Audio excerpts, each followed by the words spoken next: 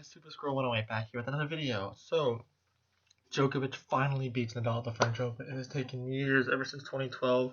He's played him in every French Open and he's lost, especially in 2013 in the fifth set, where Djokovic had the break of serve and missed that net shot. This all made up for it. So, Djokovic now has defeated Rafael Nadal actually quite easily. It wasn't really a challenge. You've seen Nadal playing a lot worse lately. Not as good as he's not competing well at all. You don't see the fight in him anymore. He's making a lot of uncharacteristic errors. At 2-love in the third set against Djokovic, he double faulted on the first point. He missed a lot of not easy forehands, but big forehands that he usually makes on break points against Djokovic. He was going for a little too much sometimes. Nadal's dropping the ball really short. That's been characteristic, especially this year. Very short balls, not enough pace on him.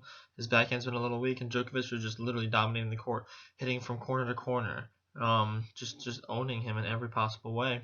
And Rafa really had no comeback for that at all. So it was very interesting to see Djokovic serve pretty well. Didn't serve too big, placed the ball well in the spots that it should have been placed. Nadal wasn't serving well at all, missing a lot of first serves, winning almost under 50% of his second serve points, which Djokovic wins, I think, 14 out of this. He won 14 out of the 16 matches that they play when Nadal does not win 50% of his second serve points. So you could easily see that Nadal was not able to defend a second serve, couldn't play the points very well. Djokovic just dominating, getting all the returns back with pace in the middle of the court, putting a lot of pressure on Rafa, serving well, actually a lot of good volleys as well from Djokovic, and just overall dominant. And I think he's going to win the French Open. If Murray is able to beat Ferrer, I think that Murray can actually put up a good fight against Djokovic. I wouldn't be surprised to see Murray win, but I think that Djokovic, with now this huge win, monumental win that he's always wanted, this is pretty much a one-way ticket to the French Open final. I would be very shocked to see him lose, especially in the final if he makes it. It's either Tsonga or Wawrinka, and that's going to be a pretty easy final. In respect to the quality of the players. So the next match for Djokovic is pretty much the final. If Djokovic is able to win, I mean, if Wawrinka makes it, it could be a close match. It's just Djokovic has a really bad draw, so I'm just surprised it was straight sets.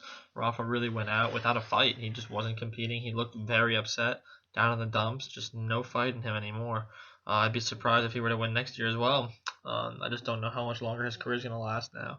I'm just really starting to see him break down. He's 20. He just turned 29 today, so he's a little older, but still pretty young. And I just don't know. Anyway, as for Djokovic, the prospects are very high. He's playing at the top of his career right now. This could even be a better year than 2011 if he's able to win at least one more slam besides the French Open.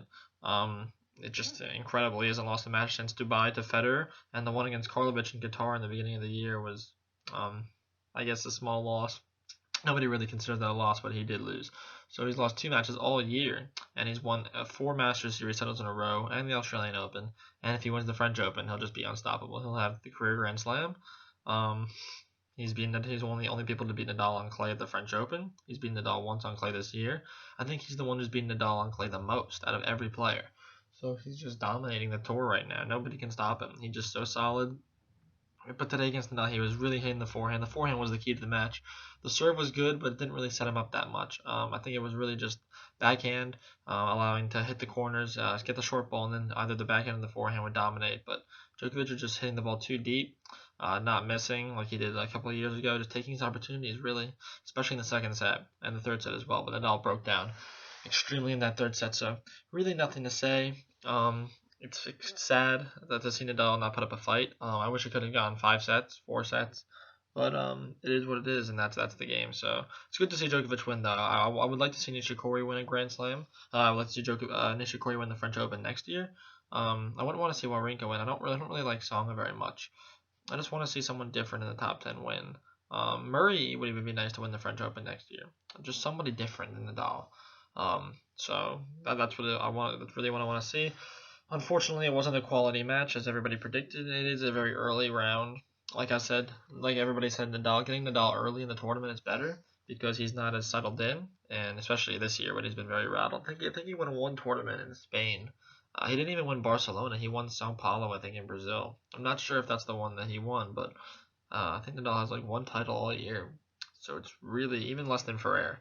And he's played a couple 250s, or at least one. So it's very strange to see Nadal in this state, and hopefully he'll be able to come back and give us a show for Wimbledon and the extended grass court season. So thanks a lot for watching, guys. I really appreciate it. You guys have a great day, and thank you.